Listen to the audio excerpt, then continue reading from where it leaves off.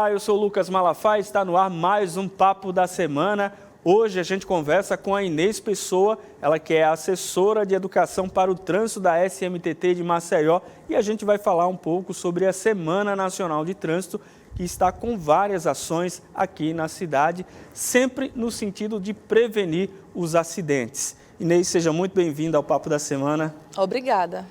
Então, como eu falei há pouco, o objetivo dessa Semana Nacional é um só: prevenir os acidentes de trânsito que matam muitas pessoas, infelizmente, ainda no nosso país.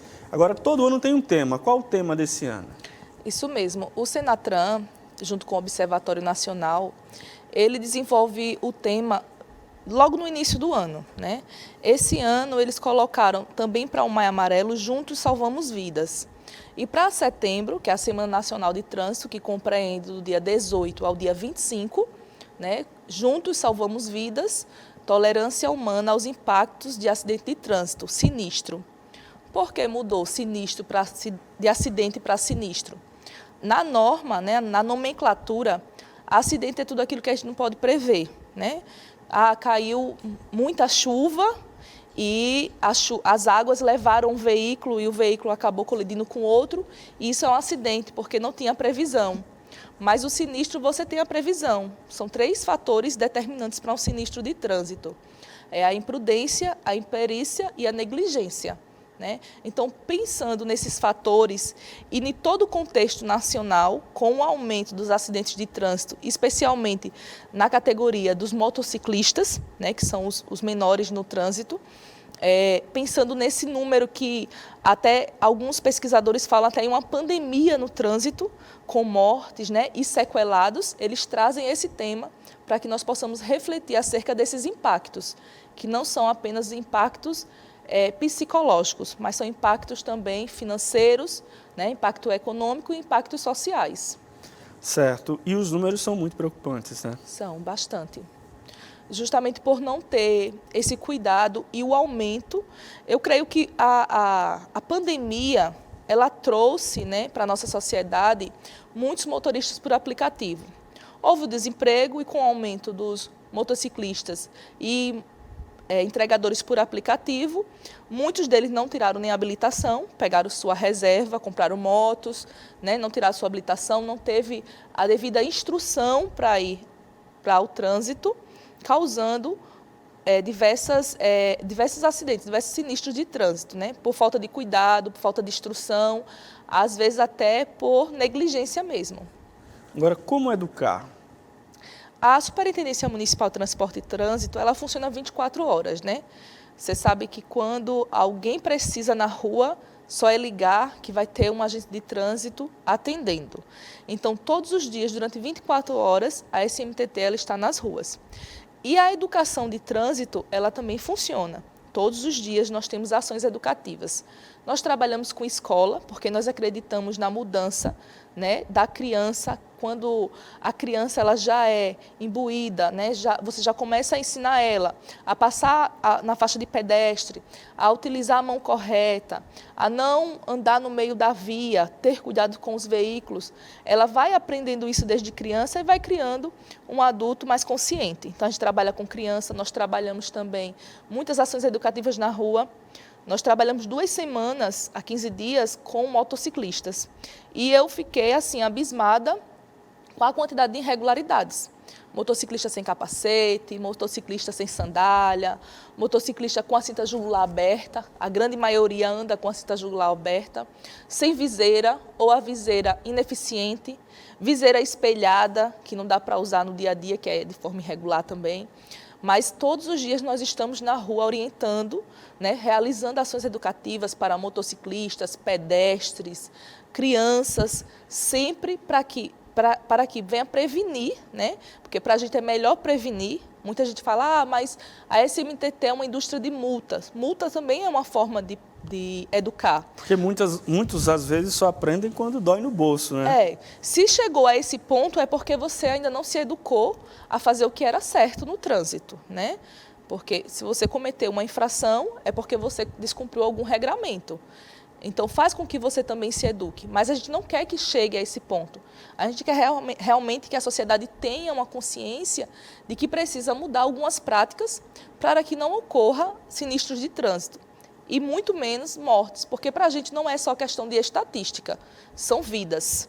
Às vezes a gente olha o número e a gente vê o número, mas por trás dessa nomenclatura, a frieza do número, a frieza dos números, existem impactos psicológicos em uma família inteira. Então, cada vez que se perde uma pessoa, não apenas o número 1, no trânsito, para a gente também é dolorido. E em relação a essa questão da educação, você, como responsável dessa área na SMTT, acredita que essa educação ela deve começar quanto antes, né? E, assim, eu posso falar que é uma coisa que realmente funciona nas escolas. Sim. Né? Principalmente eu tenho um filho de 5 anos e ele mesmo me alerta, às vezes, né? Você vai ali num sinal laranja, aí se não dá para passar, lógico, com atenção. Aí, olha, me repreende. Então, muitas crianças fazem isso com os pais, né? Então, eu fico até, quando ele está no carro, e eu sempre lembro também, fico até inibido de fazer né?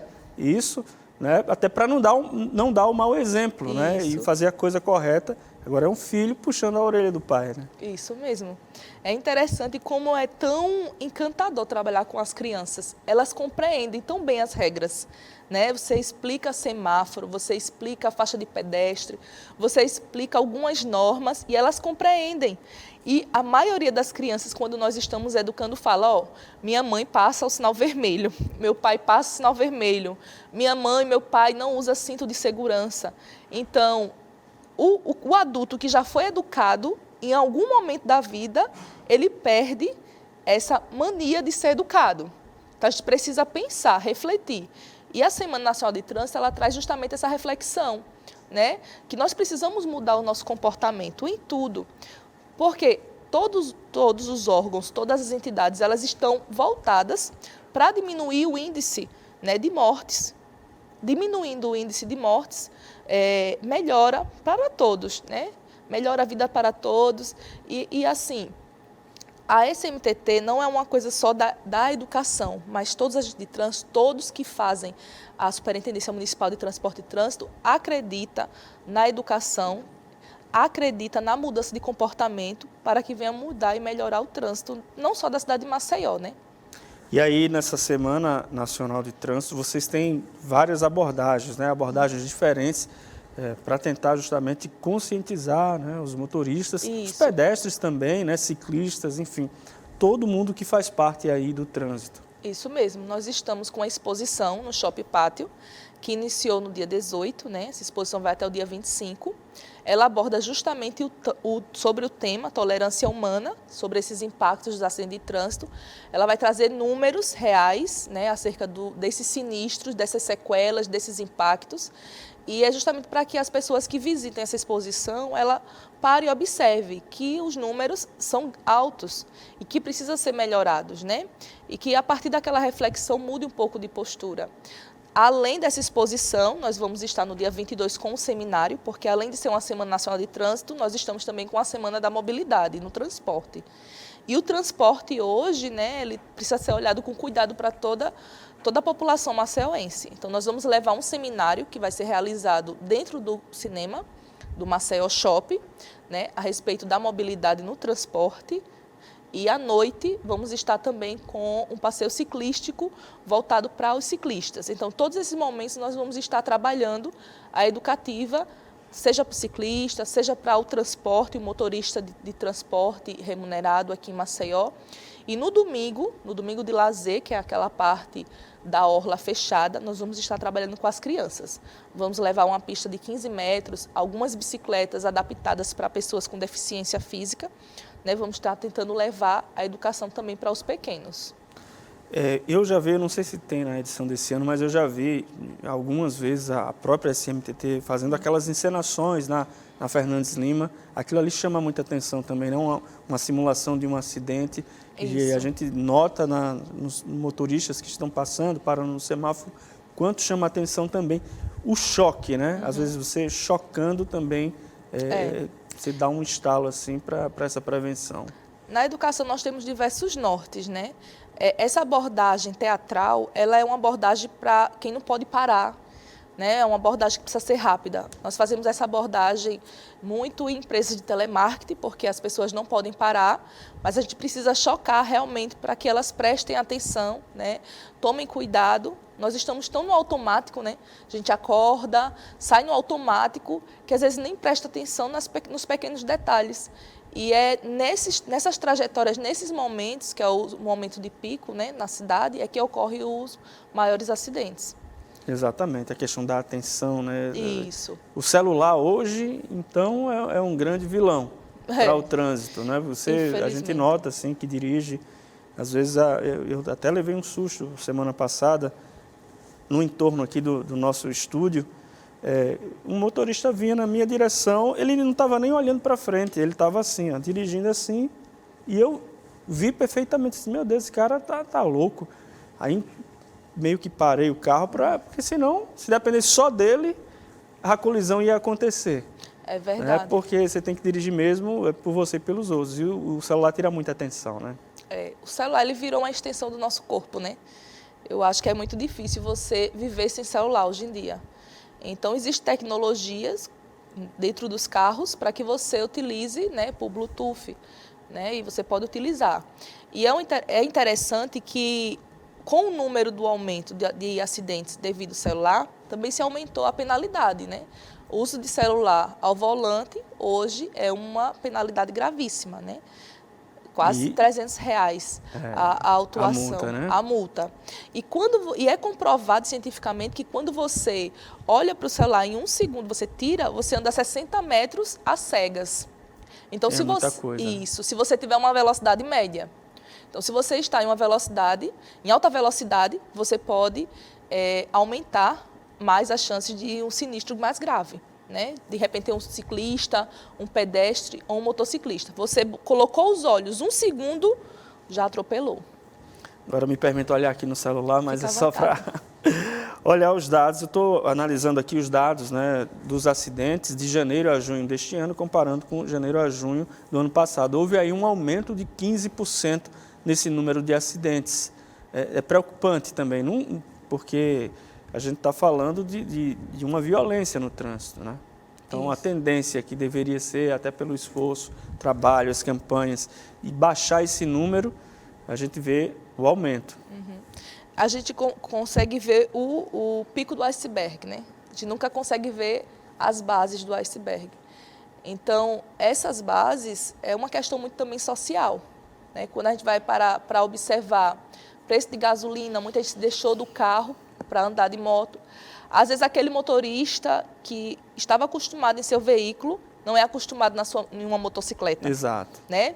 Não tem a mesma habilidade. Então, isso tudo fez com que aumentasse também o número de acidentes, especialmente com os motociclistas. Né? A gente para, às vezes, para analisar alguns vídeos da negligência, muitas vezes até imperícia mesmo da pessoa que não sabe fazer aquela manobra, mas se coloca numa situação de risco. E, às vezes, eu fico muito triste, não só eu, mas muitos colegas nossos, que a gente para fazer alguns estudos, para ver, vamos ver o que foi que aconteceu aqui. E a gente vê que realmente foi uma imperícia, não dava para passar, tinha 2 veículos, uma moto, um ônibus e um carro, e a pessoa que não tem a perícia, ele tem a habilitação, mas ele não sabe fazer aquela manobra. Não tem aquela habilidade, habilidade. E aí ele se coloca a fazer aquela habilidade. Infelizmente, a gente vê muitos casos aqui em Maceió que acabam em óbito. Assim, isso aí é um ponto muito forte mesmo, porque, só para traduzir aqui num efeito prático, o que acontece muito é o tal do corredor, né? Aquele acidente que o motociclista ele acha que cabe em qualquer espaço. A gente nota também que dirige que ele não costuma ter muita paciência, né? Com o engarrafamento, ele quer sempre estar à frente. Muitos estão trabalhando também e precisam dessa agilidade, mas a vida vem em primeiro lugar. Sempre. Aí, de repente, bate num ônibus, cai no asfalto e vem um carro por trás. E é muito acidente que acontece assim, né? Sim. Aqui em Maceió, a maioria dos acidentes com motociclistas é dessa maneira. né? Infelizmente, Muito pela triste. imperícia, por verificar que não existe espaço, mas eles tentam passar, né? Ou acabam, por algum motivo, batendo em outro veículo. Um retrovisor, Um alguma coisa, retrovisor em algum desequilibra, né? objeto, desequilibra e acontece muito esses fatos aqui nessas principais avenidas. E quando não morre, muitas vezes fica com sequelas graves, né? Fica hospitalizado e aí acaba também, né? Além da dor da família, para a família, né? Para os amigos, enfim, refletindo num grave problema de saúde pública. Isso mesmo. Por isso que o tema é justamente esse, os impactos dos acidentes de trânsito, né? Sinistros. Quais são esses impactos? E um desses impactos, além de ser financeiro, é social, porque acontece um acidente, né? Aquela pessoa ela vai precisar recorrer a um órgão, né? Um órgão federal, para receber o seu benefício, por precisar passar um período ineficiente, porque ela não vai poder trabalhar.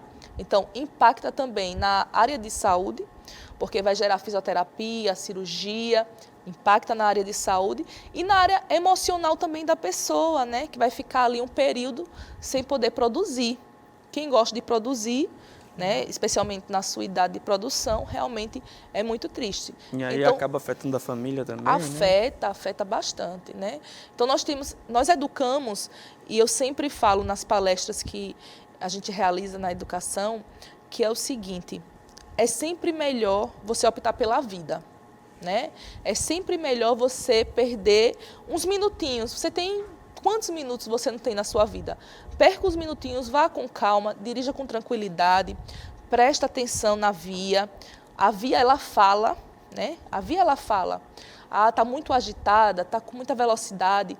Vá de acordo com o que a via está te falando, né? E siga teu rumo e chegue em casa e trabalhe tranquilo, porque se você sofrer um acidente, o impacto não é apenas para você, mas para toda a sua família e também para os órgãos, né? Municipal, estadual e federal. Verdade. Agora, você falou em relação a perder uns minutinhos, eu lembrei de uma frase que meu pai dizia quando eu era criança, que a gente falava assim: vai, pai, dá para ir, vai, mais rápido. Ele disse: é melhor perder um minuto na vida do que a vida num minuto. Isso ficou marcado, né? É verdade. Até pareceu um clichêzinho assim, mas faz todo sentido. Em relação ao acionamento da SMTT para essa parte de educação, né? Uhum. Se alguma escola tem interesse de levar a estrutura para fazer um momento com os alunos, é possível? Sim. Esse ano, a partir de maio, nós abrimos o WhatsApp, né, da educação, que ele se encontra lá no @SMTT Maceió.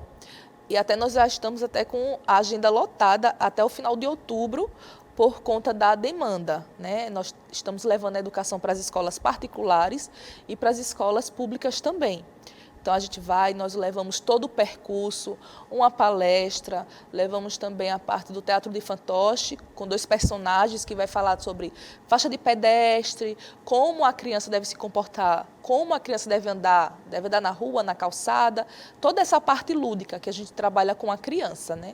Então, a escola ela pode mandar via ofício, como um processo normal, ou pode falar simplesmente no WhatsApp, que a gente também pode estar atendendo aí. Isso, escola pública, escola particular, Isso. Né? Não tem diferença, né? A superintendência é aberta, né, para a comunidade maceiense. Todos os dias nós trabalhamos bastante, mas queremos mudar a cara desses números que realmente têm chamado a atenção. Ainda falando em números, né, eu tive acesso agora, hoje, né, especificamente, aos dados do Detran em relação à lei seca, que imagino que isso também reflete diretamente no trabalho de vocês, né? Que vocês que estão nas ruas e cuidam dessa parte, né, dos sinistros. Muitos sinistros ocorrem por conta de embriaguez ao volante. Só complementando a informação, de janeiro a agosto do ano passado foram 297 situações de alcoolemia flagradas pela Operação Lei Seca, e aí você inclui os testes, inclui também as recusas e as prisões, e esse ano foram 741 nesse mesmo período. Um dado muito preocupante, que eu imagino que também tem reflexo nos acidentes, né? Tem sim, reflexo nos acidentes, porque como a SMTT funciona durante 24 horas, né, a grande maioria dos acidentes que acontecem na cidade maceiense, elas são atendidas pelos agentes de trânsito, né? No caso da alcoolemia, normalmente a gente leva, né, a pessoa alcoolizada para a delegacia ou solicita que o Detran, né, o BPTran, venha fazer o teste de alcoolemia. E realmente tem aumentado bastante o número. E eu não posso deixar de relatar uma experiência pessoal. Foi um dia que eu estava de plantão, no período noturno, e alguém que eu conheço, né, tentou se evadir da blitz da lei seca no Farol e acabou colidindo em um poste na rua Melo Moraes, levando ao óbito. Ela fugiu justamente por estar alcoolizada. Muitas das vezes, das pessoas que se evadem de uma blitz, né, da lei seca, normalmente porque está alcoolizada, sempre acaba em acidentes. Porque aí você já não tem a condição nem de estar dirigindo. Imagine dirigir em alta velocidade, né, fugindo de uma perseguição, é lamentável.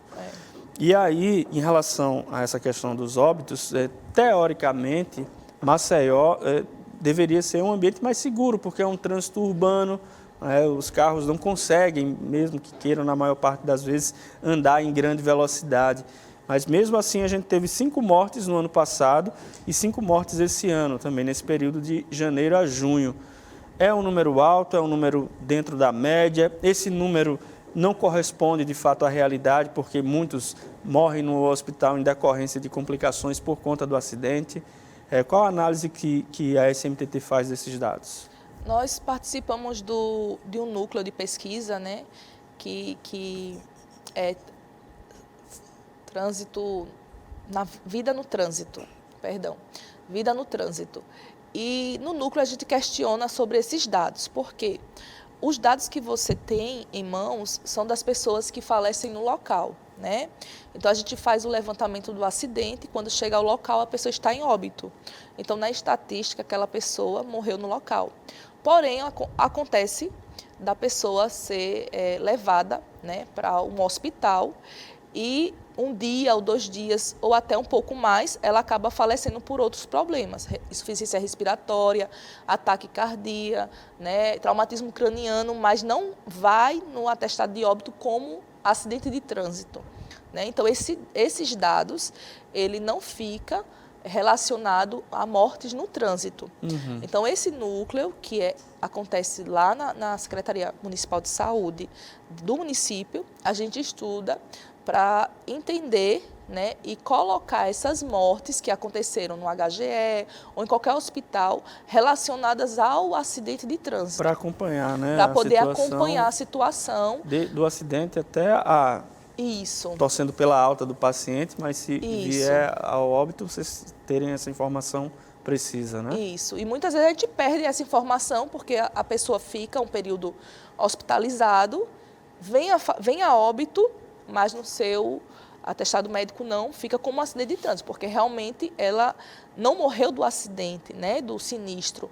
Ela faleceu em decorrência de complicações médicas e realmente não vai para a estatística. Falando em relação aos acidentes dentro da cidade, né? Quais são as áreas mais críticas hoje? Fernandes Lima, né? A Menino Marcelo e a Avenida Gustavo. A Avenida Menino Marcelo, a Avenida Fernandes Lima e a do Valdegoz Monteiro. Creio que por conseguir uma alta velocidade no período especialmente noturno, né? Então, os acidentes que acontecem com óbito, normalmente são nessas áreas, onde você consegue atingir uma velocidade. E aí a maioria o que é colisão, capotamento? Colisão com objeto estático. Motociclista. Né? Acontece muito colisão com objeto estático, né? Com poste, a gente chama objeto estático, a maioria do pessoal chama poste. É raro ver acidente de 2 veículos que levam à morte. Normalmente sempre é alguém que excedeu a velocidade e colidiu com um objeto estático. É mais a pessoa sozinha mesmo, né? Uhum, Os homens costumam, especialmente os homens, né, costumam aumentar aí a velocidade para testar o veículo no período noturno, às vezes está alcoolizado também e realmente, quando não leva a óbito, mais o acidente fica bem grave. E para a motocicleta, assim, muda o cenário, em toda a parte da cidade mesmo, porque aí já é uma característica mais, né, peculiar. Os acidentes que acontecem com as motocicletas são mais realmente no período diurno, que é onde você encontra a maioria dos trabalhadores de motocicleta nas ruas, né? Os noturnos é mais com os veículos normais mesmo, com carros. Certo. A gente está entrando na nossa reta final aqui do programa, Inês, eu queria que você reforçasse aí as ações, né, que seguem até o fim dessa semana. Aliás, até domingo, né? Até domingo. Na rua aberta lá na Orla de Ponta Verde com a Semana Nacional de Trânsito. Isso.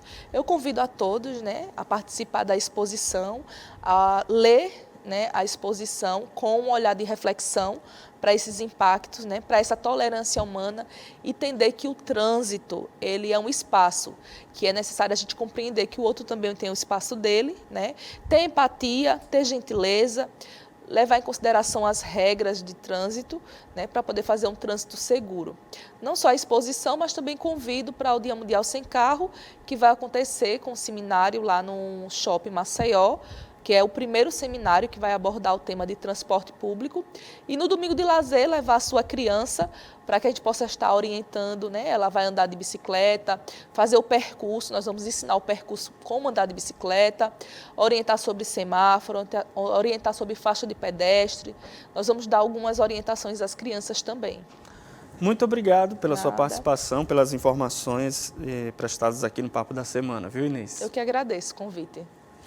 Muito obrigado também a todos vocês que acompanharam o Papo da Semana. A gente tem um novo encontro marcado na semana que vem. Até lá, tchau!